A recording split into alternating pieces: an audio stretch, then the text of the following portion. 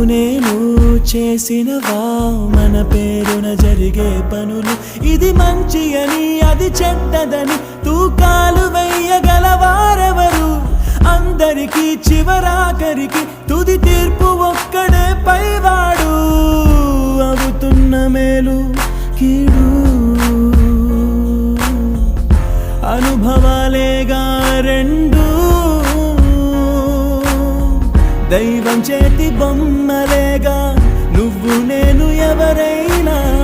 తలో పాత్ర వెయ్యకుంటే కాలయా